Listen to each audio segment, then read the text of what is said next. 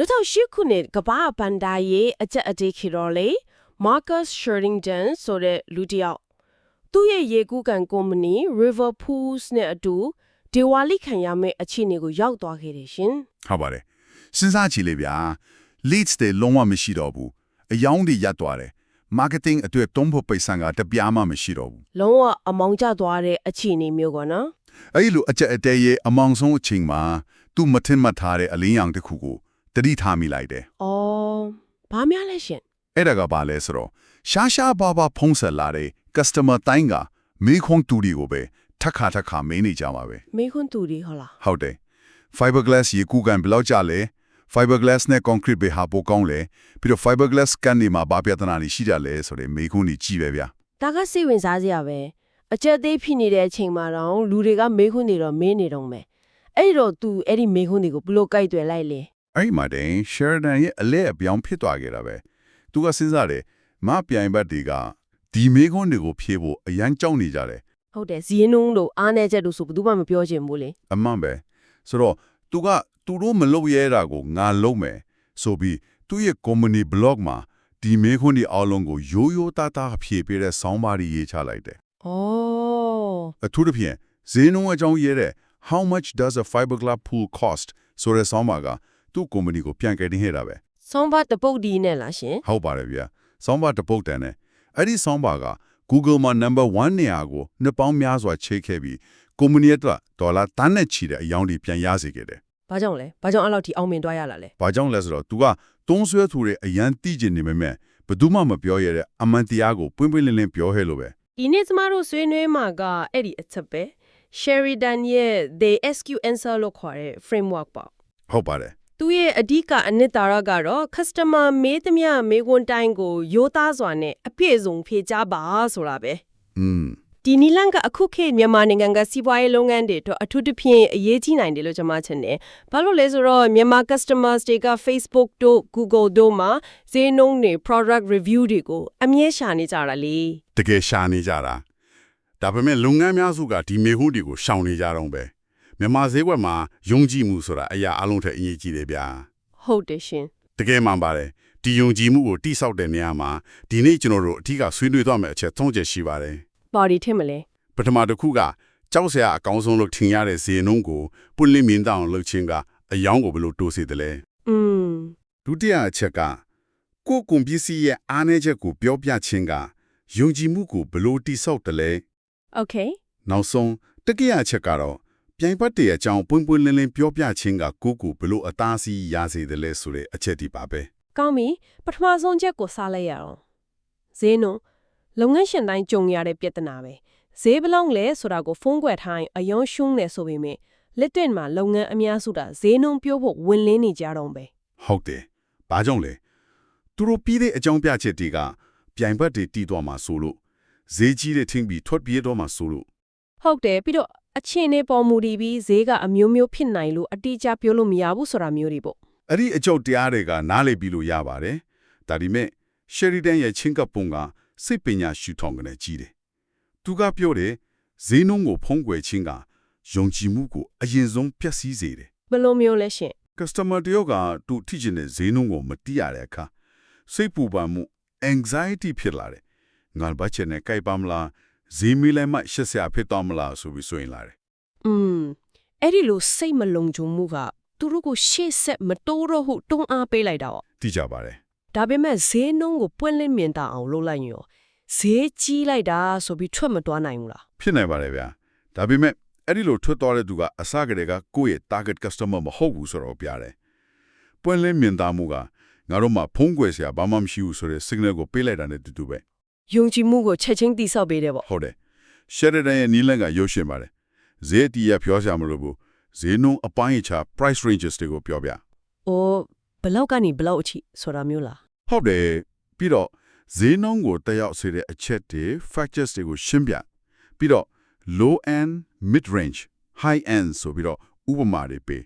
ဒါက customer ကိုပညာပေးရရောက်ပြီးသူတို့ကိုယ်တိုင်ဆုံးဖြတ်ချက်ချနိုင်အောင်အားပေးတယ် ။ဒီနေရာမှာမြန်မာနိုင်ငံကလက်တွေ့ဥပမာတစ်ခုကျွန်မတွေ့ထားတဲ့ရှင်။ရန်ကုန်ကမင်္ဂလာဆောင်တပုံဆရာကိုစောထွန်းရဲ့ဇလန်းပေါ့ အော်ဟုတ်ပြီ သူကြုံခဲ့တဲ့ပြဿနာကလုပ်ငန်းရှင်တွေတော့များများရင်ဆိုင်နေရတဲ့ပြဿနာလို့ထင်တယ်သူစီမှာ leads တွေဆိုလိုတာကတော့ inbox message တွေပေါ့တစ်ပတ်ကို90နဲ့80လောက်အထိဝင်တယ်ဒါပေမဲ့တကယ်လုပ်ဖြစ်တဲ့ conversion rate က9%ပဲရှိတယ် အချိန်ကြီးအများကြီးကုန်လူလဲပင်ပန်းဒါပေမဲ့အလောက်ကမဖြစ်ဘူးပေါ့ အဲ့လိုဖြစ်နေတာ ဟုတ်တယ် customer အများစုက package ဈေးဘယ်လောက်လဲမေးပြီးတော့ပျောက်သွားကြတော့အဲ့ဒီမှာကိုးစော်ထွန်းက they ask you answer နီလန်ကိုတုံးပြီး Facebook note တခုရေးလိုက်တယ်ခေါင်းစဉ်ကရန်ကုန် wedding photography ကတကယ်ဘယ်လောက်ကုန်ကြလဲဆိုပြီးတော့ပေါ့ သူရဲ့ content structure ကရန်ကောင်းပြီးစနမူနာ user ပဲလို့ကြားတယ်နော် မှန်ပါဗျာသူကအပိုင်းတွေခွဲပြီးရေးထားတယ် section 1မှာသူက package သုံးမျိုးရဲ့ဈေးနှုန်းအပိုင်းအချက်ကိုတန်းပြောပြတယ် essential package က4သိန်းခွဲ premium က8သိန်းခွဲ luxury က15သိန်းဆိုပြီးတော့ ရှေ့ရှေ့ဝဲမပြောဘူးအကြီးကကိုအရင်ပြောတာပေါ့ ဟုတ်တယ် section 2မှာကျတော့ဈေးနှုန်းကိုပါတီကတက်ရောက်စေလဲဆိုတာပညာပေးတယ်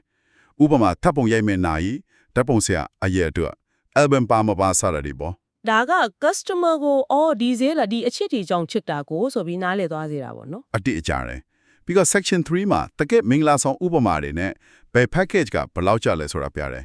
ဥပမာမနင်းတစင်တို့မင်္ဂလာဆောင်က premium package နဲ့ pre-wedding ပါပေါင်းတော့9,300ကျပါတယ်ဆိုပြီးတကယ်လက်တွေ့ကျတဲ့ဥပမာတွေပေးထားတယ် ဒါက customer အတွက်မြင်ညောင်ရလွယ်သွားစေတယ်ပေါ့ ဟုတ်ပါတယ် ခဏလေးရှင်သူလောက်ခဲ့တဲ့ထဲမှာကျွန်မအန်အောဆုံးအပိုင်းတစ်ခုရှိရယ်သူကဘယ်လို customer တွေကသူ့ဝင်ဆောင်မှုကိုမတုံ့သိမ့်ဘူးဆိုတာကိုပါရေးခါရတယ်ဆိုအဲ့ဒါကကို့ fault တွေကိုကိုယ်တိုင်မောင်းထုတ်နေတာနဲ့မတူဘူးလား အဲ့ဒီအချက်ကယုံကြည်မှုဒီ sort ချင်းရဲ့အထွတ်အထိပ်တယ်ဗျာ section 6မှာသူကရိုးသားစွာနဲ့တင် budget က4သိန်းအောက်ဆိုရင်ကျွန်တော်တို့နဲ့အဆင်မပြေနိုင်ပါဘူးရိုး snapshots ပဲလို့ချင်တယ်ဆိုရင်ကျွန်တော်တို့ရဲ့ style နဲ့ကိုက်မှာမဟုတ်ပါဘူးဆိုပြီးပုံပွလင်းလင်းပြောထားတယ် အော် ဒါကကိုယ့်အတွက်အဆင်မပြေတဲ့ customer တွေကိုအစကတည်းက filter လုပ်လိုက်တာပဲအချိန်ကုန်တက်တာစေသလိုကိုယ့်ကိုဆက်သွယ်လာတဲ့သူတွေကတကယ်ကိုက်ညီတဲ့သူတွေဖြစ်လာစေတယ် ဆိုလိုရလက်တွေကဘယ်လိုဖြစ်သွားလဲ ရလက်တွေကတကယ်ကိုအမခံပဲ inbox message ဝင်တဲ့အရေးတော့ကတပတ်40လောက်ထိကျသွားတယ် ကြသွားတယ်ဟုတ်လား ဟုတ်တယ်ကျသွားတယ်ဒါပေမဲ့ conversion rate က9%ကနေ38%ထိခုန်တက်သွားတယ် ဟိုး အရင်က customer တယောက်နဲ့3ပတ်လောက်ပြောရတဲ့ sales cycle ကအခု7ပတ်ပဲကြာတော့တယ် အပြောင်းလဲဆုံးက customer တွေမေးတဲ့မေးခွန်းပုံစံမဲလို့လေကြားတယ်နော် ဟုတ်တယ်အရင်ကဈေးဘယ်လောက်လဲလို့ပဲမေးရကနေအခု premium package နဲ့ pre-wedding ပေါင်းလိုက်ရင်ဘယ်လောက်ကြာမလဲဆိုပြီးတိကျတယ်ဝယ်ဖို့အသိဖြစ်နေတဲ့မေးခွန်းလေးဖြစ်လာတယ် ဆိုတော့အဓိကလူတိုင်းကိုရောင်းဖို့စူးစမ်းတာထက်ကိုယ့်အကျွတ်မှန်ကန်တဲ့လူလေးကိုပဲဆွဲဆောင်တာပေါ့ ဒါပဲအချုပ်ပြောရရင် तू ကလူတိုင်းကြောက်နေတဲ့မေးခွန်းတစ်ခုကိုဖြေလိုက်ခြင်းအပြင်ရေးသွေးပူကောင်းတဲ့ inquiry တွေရလာတယ် तू က fault တွေပိုရလာတာမဟုတ်ဘူးပူကောင်းတဲ့ fault တွေပထမဆုံး message ကားတဲ့ကဝယ်ဖို့အသိဖြစ်နေတဲ့ fault တွေရလာတာပဲ ဈေးနှုန်းကိုပိတ်လင်းတာနဲ့တင်ဒီလောက်ဖြစ်အကျိုးတရားမှုရှိတာတကယ်ကိုအားရစရာပဲဒါပေမဲ့နောက်တစ်ချက်ကတော့နည်းနည်းလက်ခံဖို့ခက်နိုင်တယ်ရှင် ဟုတ်ကဲ့ ကိုပစ္စည်းရဲ့အားနည်းချက်ကိုကိုယ်တိုင်ဖွင့်ပြောပါဆိုတာမျိုးလားဒါကကိုတေးတွင်းကိုတူးနေတာနဲ့မတူဘူးလား ဟာဟာအဲ့လိုတွေးမိတာသဘောကျပါတယ်ဗျာဒါပေမဲ့ Sheridan ရဲ့ကိုထွေဥမာကိုပြန်ကြည့်ရင် problems with fiberglass pools ဆိုတဲ့ဆောင်းပါးကသူ့ရဲ့ traffic အများဆုံးနဲ့ conversion အကောင်းဆုံးဆောင်းပါးထိခဲ့တယ် ဘာလို့လဲရှင် ဘာလို့လဲဆိုတော့စိတ်ပိုင်းဆိုင်ရာအရာဘယ်သူမှရရပြီးဆုံးတဲ့ဆိုတာကိုမယုံကြည်ဘူးကိုကုံ PC ရဲ့အကောင့်ဒီချေပဲပြောနေရင်လူတွေကဒါကြုံညာစကားတွေပဲလို့ပဲသတ်မှတ်လိုက်တယ် ဒါပေမဲ့အားနည်းချက်ကိုပြောလိုက်ရင်ပြိုင်ဘက်ကအဲ့ဒါကိုအခွင့်ကောင်းယူပြီးတိုက်ခိုက်လာနိုင်တာမျိုးရော ဖြစ်နိုင်ပါတယ်ဒါပေမဲ့အကျိုးကျေးဇူးကအဲ့ဒီ risk အများကြီးပိုကြီးတယ်ကိုကုံ PC ရဲ့အားနည်းချက်ကိုပြောပြနိုင်ခြင်းကကိုဟာဒီနေ့ပဲမှာတကယ်ကျွမ်းကျင်သူဖြစ်ကြောင်းသက်သေပြရရောက်တယ် အော် အကောင်းရောအဆိုးရောပေါင်းပြောပြတဲ့အခါသုံးဆွဲသူကကိုကိုပိုယုံကြည်လာတယ်သူတို့ကိုမှန်ကန်တဲ့ဆုံးဖြတ်ချက်ချနိုင်အောင်ကူညီပေးတဲ့အကြံပေးတရားအဖြစ်မြင်လာတယ် မြန်မာနိုင်ငံကဥပမာတစ်ခုနဲ့ထပ်ပြီးကြည့်ရအောင်မန္တလေးကလီတန်ဆက်ရောင်းတဲ့မခင်စန်တာရဲ့ဇာတ်လမ်းပေါ့ ဟုတ်ကဲ့မခင်စန္ဒာ အရင်ကသူ့ရဲ့ marketing ကအားသာချက်တီချီပဲပြို့တယ်99.9% ဖုံးမှုဖယ်ရှားပေးတယ်တို့ HEPA filter နိပညာတော့ပေါ့ ဆိုတော့ customer တွေကအရန်ကောင်းလို့နေတယ်ဆိုပြီးမယုံကြဘူးပေါ့ ဟုတ်တယ်အဲ့ဒီမှာသူကနီးပြူအပြောင်းဒီ air purifiers ကဘသူတွေအတွက်မတင်တော့တယ်လေမဝယ်ခင်တိထားတဲ့အချက်၅ချက်ဆိုတဲ့ content တစ်ခုဖန်တီးခဲ့တယ် ဟုတ်ကဲ့အဲ့ဒီရိုးသားတဲ့အချက်၅ချက်ကိုတစ်ချက်ချင်းကြည့်အောင်ပထမချက်ကလေတန်ဆက်က စီကရက်ငွေအနံကိုလုံးဝမဖယ်ရှားနိုင်ပါဘူးဆိုပြီးဝန်ခံထားတယ် ။ဝိုးဒါကတော်တော်တတိရှိရဝန်ခံခက်ပဲ။ဆေးလေးတောက်တဲ့ဝဲသူတွေအကုန်လုံးကိုလက်လွတ်လိုက်ရမှာမစိုးရင်လို့လား ထင်တော့အဲ့လိုထင်ရတယ်ဒါပေမဲ့တကယ်တမ်းမှာတော့ဒါကပြောင်းပြန်လုပ်တယ်ဒီဆက်ကသူ့အတွက်အဆင်မပြေဘူးဆိုတာကိုကြိုသိသွားတဲ့သူတွေကို filter လုပ်လိုက်နိုင်တယ် ။ချန်တဲ့သူတွေအတွက်ကြတော့အော်ဒီလူကတကယ်အမှန်တိုင်းပြောတာပဲဆိုပြီးယုံကြည်မှုအကြီးကျယ်တက်သွားစေတယ်ပြီးတော့သူကနောက်တစ်ဆင့်တက်ပြီး ongoing cost အကြောင်းပြောတယ် နောက်ဆက်တွဲကုန်ကြစေးရိတ်တွေပေါ့ ဟုတ်တယ် HEPA filter ကိုတစ်နှစ်တစ်ခါလဲရမယ်နောက်တစ်ချက်3ကနေ3သိန်း2000လောက်ကုန်ကြစေးရှိမှာလေဆိုပြီးတော့ ။အာဟုတ်တာပဲပစ္စည်းဝယ်ပြီးမှနောက်ထပ်ကုန်ကြစေးရိတ်တွေရှိမှန်သိရတာလို့စိတ်ပျက်စရာကောင်းတာမရှိဘူး။ဒါကိုကြိုပြောထားတာကအရန်ကောင်းတဲ့အချက်ပဲ တတိယချက်ကကန့်သတ်ချက်ကိုရှင်းပြတယ်အခန်းအခြေကြီးတွေမှာထိရောက်မှုနည်းပါတယ်စိတ်တွင်ရင်ပြီး900ကျော်ရင်နှလုံးလိုပါလိမ့်မယ်တဲ့ ။အော် စတုတ္ထချက်ကပိုးပြီးတော့တောင်ယူသားနေတယ်ဆေးရုံအဆင့် filtration လိုတဲ့ပြင်းထန်တဲ့ allergy ဓမ္မတွေအတွက်တော့မလွန်တော့ပါဘူးတဲ့ နောက်ဆုံးအချက်ကမြန်မာနိုင်ငံရဲ့အခြေအနေနဲ့အရန်ကိုက်နေတယ်လို့ကြားတယ်ရှင် ဟုတ်ပါဗျာမြန်မာနိုင်ငံရဲ့မတည်ငြိမ်တဲ့မိအားကစိတ်ရတက်တန်းကိုတိုးစေနိုင်ပါတယ်ဒါကြောင့် voltage stabilizer တုံးဖို့အကြံပြုပါတယ်ဆိုပြီးကိုယ်နိုင်ငံရဲ့လက်တွေ့အခြေအနေနဲ့ချိတ်ဆက်ပြီးပြောပြထားတယ် ။ဒါကသူဟာရောင်းသမားတယောက်တစ်ဖက်မဟုတ်ပဲ customer ရဲ့အခြေအနေကိုတကယ်နားလည်စာနာတဲ့သူတယောက်ဆိုတာကိုပြလိုက်တာပဲနော် အမှန်ပဲဗျာ ။ဒီလောက်ရိုးသားပြီးကိုယ့်ပစ္စည်းရဲ့အားနည်းချက်တွေကိုဖွင့်ချလိုက်တော့အယောင်ပိုင်းမှာဘယ်လိုထိခိုက်သွားလဲဒါမှမဟုတ်တိုးတက်လာလား ရလတ်ကအမခံမဲ့သူ content က viral ဖြစ်သွားတယ်ဒီလောက်ရိုးသားတဲ့ရောင်းသူမတွေ့ဘူးလို့ဆိုတဲ့ comment တွေအများကြီးရတယ် conversion rate က 7% ကနေ 49% ထိခုန်တက်သွားတယ် မင်းရောက်နိုင်စရာပဲ အရေးကြီးဆုံးက PC ပြန်ပေါ်လာတယ် complaint တက်တာတွေတိတိတတ်တာနဲသွားတယ်ဘာလို့လဲဆိုတော့ဝယ်သူတွေကလက်တွေ့ကျတဲ့မျိုးလင့်ချက်တွေနဲ့ဝယ်သွားကြလို့ပဲ ။အော် ပြီးတော့မထင်မှတ်ထားတဲ့အကျိုးကျေးဇူးကသူဟာလေထုအရေးတွေးဆိုင်ရာ aspect တယောက်အဖြစ်အများကအတိမတ်ပြုလာကြတာပဲ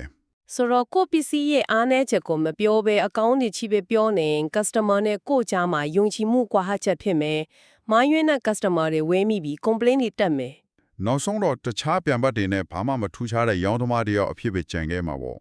သိကြပါတယ် ။ခဏလေးရှင်းဒီထိတော့ဒီမှာလိုက်နိုင်နေတယ်။ဈေးနှုန်းကိုပွင့်လင်းပါအားနည်းချက်ကိုရိုးသားပါ။ဒါတွေကယုံကြည်မှုတိဆောက်တယ်။ဒါပေမဲ့တတိယချက်ကတော့တော်တော်ဆွင့်ရောက်တယ်လို့ထင်တယ် ဟုတ်ကဲ့ ။ပြိုင်ဘက်တဲ့အကြောင်းကိုကိုယ့် platform ပေါ်မှာကိုယ်တိုင်ရေးပြီးနိုင်ရှင်းပြပါဆိုတာလား။ဒါကကိုယ့်ပြိုင်ဘက်ကိုကိုယ့်စီးရိမ်နဲ့ကိုယ့်ကြောင်ညာပေးနေတာမဟုတ်ဘူးလား။ ဟာအဲ့ဒီ reaction ကသဘာဝကျပါတယ်ဗျာဒါပဲခဏလေးစဉ်းစားကြည့်ပါဝယ်သူတယောက်ကကားတစ်စီးဝယ်တော့မယ်ဆိုရင် Toyota တစ်ခုတည်းကိုပဲကြည့်မှာလား Honda တို့ Nissan တို့ကိုနိုင်ရှင်ပါလား နိုင်ရှင်မှာပေါ့ အဲ့ဒါပဲဝယ်သူတိုင်းကရွေးချယ်စရာနှစ်ခုသုံးခုကိုနိုင်ရှင်ကြတာရှောင်လွဲလို့မရတဲ့အမှန်တရားပဲ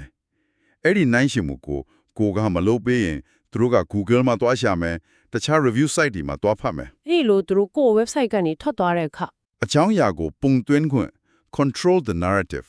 ကိုကလက်လွတ်လိုက်ရပြီးကိုအကြောင်းကိုတခြားသူတွေကသူတို့ထင်တယ်လို့ရေးလောက်ကိုဖတ်ပြီးဆုံးဖြတ်သွားကြလိမ့်မယ် ။အော်ဆိုလိုချင်တာက customer တွေကနိုင်ရှင်မှာတည်ကြနေမို့တော့အဲ့ဒီနိုင်ရှင်တဲ့စကားဝိုင်းကိုကိုယ်တိုင်ပဲဥဆောင်လိုက်ပါဆိုတဲ့သဘောလားရှင် အတိအကျပဲကိုကအဲ့နိုင်ရှင်မှုကို website ပေါ်မှာမြတာတင်ဆက်တဲ့အခါကိုဖတ်မလိုက်တဲ့ယုံကြည်ရတဲ့ expert တယောက်အဖြစ်မြင်လာစေတယ် ။ဒါကိုမြန်မာပြည်မှာတကယ်လုပ်ခဲ့တဲ့ဥပမာရှိလား ရှိပါတယ်ဗျာရန်ကုန်က SME တွေအတွက်အစားရင် software ရောင်းတဲ့အခုထွန်းရဲ့ဇာလန်ပေါ့သူကမြန်မာ books ဆိုတဲ့ local software ကိုရောင်းတယ် ။အော် သူ့ရဲ့အဓိကပြိုင်ပတ်တွေကနိုင်ငံတကာမှာနာမည်ကြီးတဲ့ QuickBooks တို့အခမဲ့တုံးလို့ရတဲ့ Wave တို့လို software တွေပေါ့ ဆိုတော့ तू ကဘယ်လိုလုပ်လိုက်လဲ အရင်ကသူ marketing ကကိုယ့်အကြောင်းပဲပြောတော့ website ကိုရောက်လာတဲ့ visitor တွေက3-5မိနစ်လောက်နေရင်ထွက်သွားပြီး QuickBooks versus မြန်မာဆိုပြီး Google မှာတွားရှာကြတော့ အဲ့ဒီတော့ तू ကအဲ့ဒီရှာဖွေမှုကိုကိုယ့်ရှိမှာပဲလုပ်လို့ရအောင်ဖန်တီးပေးလိုက်တာပေါ့ ဟုတ်တယ်သူက accounting software comparisons for Myanmar businesses ဆိုတဲ့ content series တစ်ခုလုပ်လိုက်တယ်ပထမဆုံးဆောင်ပါက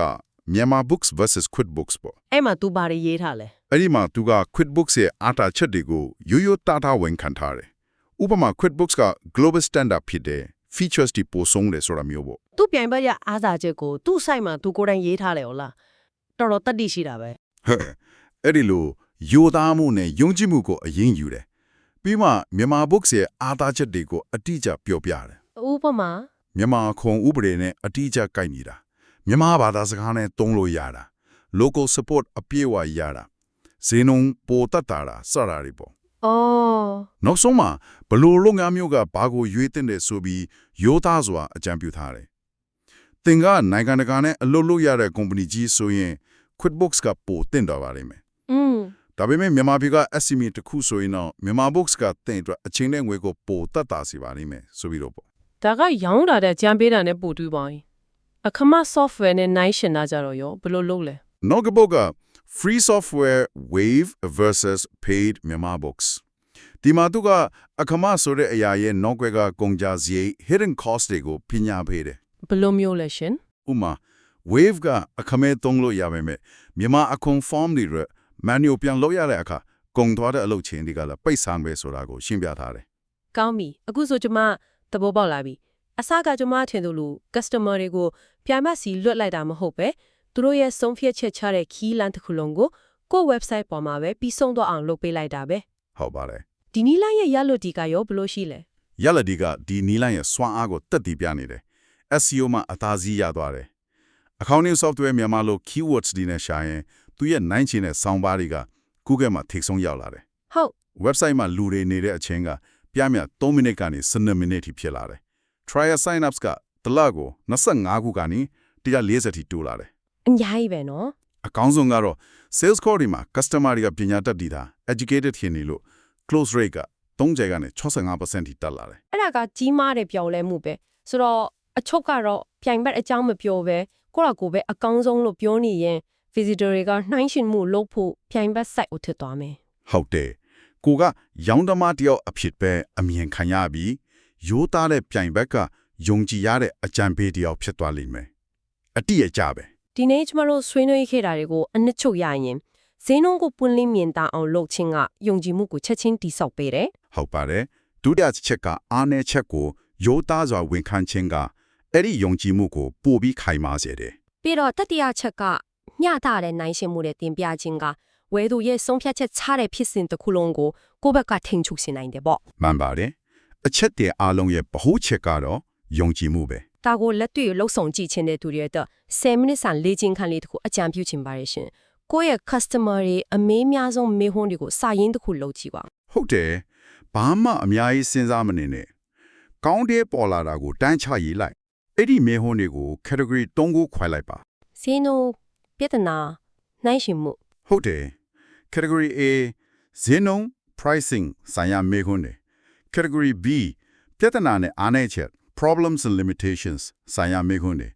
category C ပြိုင်ဘက်တွေနဲ့နိုင်ရှင်မှု comparisons ဆိုင်ရာမေဟွန်းတွေတခုစီအောင်မှာမေဟွန်း3-4ခုလောက်ချရေးကြည့်ပါ ပြီးရင်အဲ့ဒီထဲကမှကိုယ်အလွယ်ဆုံးဖြစ်နိုင်မဲ့မေခွန်းတစ်ခုကိုရွေးပါပြီးတော့အဲ့ဒီမေခွန်းအတွက်စာလုံးနေရာလောက်နဲ့အဖြစ်တိုလေးတစ်ခုရေးကြည့်ပါနော် ပြီးပြည့်စုံဖို့မလိုပါဘူးရိုးရိုးသားသားဖြေဖို့ပဲလိုတယ်ပြီးရင်အဲ့ဒါကို Facebook note ဖြစ်ဖြစ်ကို website blog မှာဖြစ်ဖြစ်တင်ဖို့ကိုကတိပေးလိုက်ပါဒါကပထမဆုံးခြေလှမ်းပဲ ဟုတ်ကဲ့အဲ့ဒီပထမဆုံးရိုးသားတဲ့အဖြစ်တစ်ခုကနေရလာမဲ့ feedback ကနောက်ထပ်ခြေလှမ်းတွေအတွက်အကြီးမားဆုံးတွန်းအားဖြစ်လာမှာပါရှင် ဟုတ်ပါတယ်အဲ့ဒီရိုးရှင်းတဲ့မိကွန်းတွေကိုရိုးရိုးသားသားဖြေခဲ့လို့ပါပဲ ဟုတ်တယ်ရှင်အခုချိန်မှာမြန်မာဈေးဝယ်မှာဒီလိုပွင့်လင်းမြင်သာမှုကိုစားလုပ်တဲ့သူအတွက်အလွန်ကြီးမားတဲ့အားသာချက် early mover advantage ရှိနေပါနေသုံးဆက်သူတွေကတော့မိကွန်းတွေမင်းနေကြပြီ ဖြေမလားရှောင်းမလားဒါကတော့ကိုယ့်ရဲ့ရွေးချယ်မှုပါပဲ